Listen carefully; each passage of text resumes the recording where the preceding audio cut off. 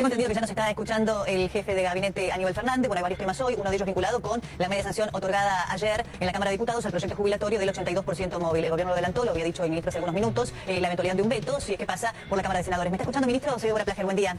¿Qué tal? ¿Cómo le va? Bien, bueno, no sé si usted escuchó el debate, las posiciones que se plantearon en la Cámara en el día de ayer, ¿no? Fundamentalmente el tema del financiamiento, porque había dos posiciones bien diversas, ¿no?, respecto de cómo financiar este proyecto, y muchos diputados argumentaban que primero querían aprobar la ley y después ver cómo lo financiaban, teniendo en cuenta que viene el debate por el presupuesto 2011, ¿no?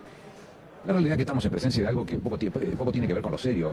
Por un lado es incentivar una propuesta en cabeza de los jubilados como si fuese algo con responsabilidad, y de responsable no tiene absolutamente nada. Los legisladores no pueden desconocer la ley de administración financiera, una ley esencial en el manejo de la cosa pública, la ley 24.156, que dice en su artículo 38 que todo proyecto que implique un gasto no contemplado en el presupuesto, indefectiblemente tiene que decir cuál es la fuente de financiamiento. Mire qué gráfico, que es lo que dice la propia ley de administración financiera, con lo cual ese concepto que usted acaba de mencionar se derrumba inmediatamente porque no tiene ningún sentido. Lo que están planteando es algo traído de los pelos. ¿Y por qué lo plantean así y no hacen una definición específica del manejo de los fondos? Porque a nadie le importa eso, porque lo que están haciendo es un hecho de la política, revolear algo como si fueran buenos con los jubilados, pero ¿quiénes son los que están fogoneando puntualmente este tema? Aquellos que le sacaron el 13% sin ningún miramiento, son los que cuando se trajeron las AFJP de la actividad privada al Estado, 96.000 millones de pesos, y hoy son 150.000 bien cuidados, sin pagar comisiones innecesarias, ni gastos, ni cosas por el estilo, votaron en contra. Son los que votaron en contra cuando se sacó la ley de movilidad jubilatoria, porque decían que esto iba en contra del aumento de salario de sueldo para los jubilados, y los llevan 4 de esos aumentos. Pero le quiero aclarar que desde que Néstor Kirchner hizo cargo del gobierno y después Cristina Fernández de Kirchner, ya van 18 aumentos. Subió la mínima jubilatoria un 600%. Es como si usted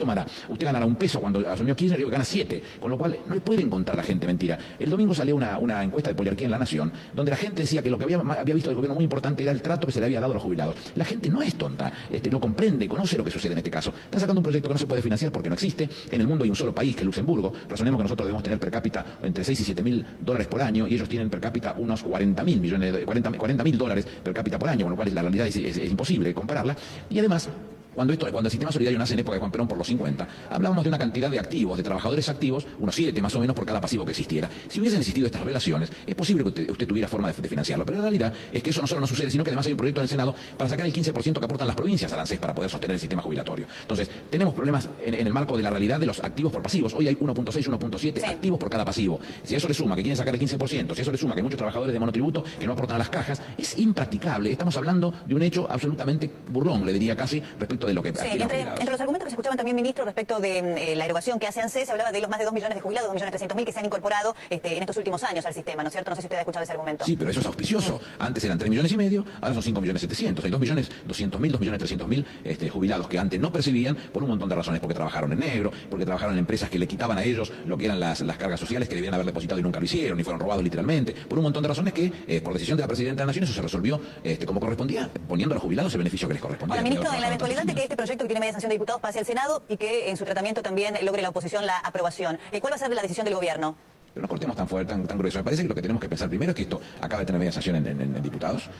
Por más que a mí no me guste, me parece que es un bochorno que se esté pensando tan livianamente en las cosas que nos importa a todos. No les importó, le vuelvo a insistir, le sacaron el 13%. No votaron en contra de traer las AFJP, votaron en contra de la movilidad jubilatoria, ahora de golpe porrazo le sale el costado. Bueno, no lo creo eso, pero la media sanción está. Yo creo que en senadores eso va a primar la cordura y la seriedad y no va a prosperar. Quiero creer que lo que va a suceder, eventualmente, si esto siguiera su curso, no vamos a romper las cajas de jubilaciones para que después ninguno cobre nada. En esto hay que ser muy serio, y una de las facultades que figuran en nuestra propia Constitución en el capítulo de elaboración de la ley es que el Poder Ejecutivo revisa los proyectos y eventualmente tiene la facultad de vetarlo, y no descartemos la posibilidad de que se pueda vetar. Ministro, ¿usted entiende también respecto de estas declaraciones que había hecho el presidente que un proyecto con estas características, más otros que dando vueltas de modificación, eliminación de retenciones a soja, maíz y trigo, pueden poner en riesgo realmente el financiamiento del Estado, entrar en default?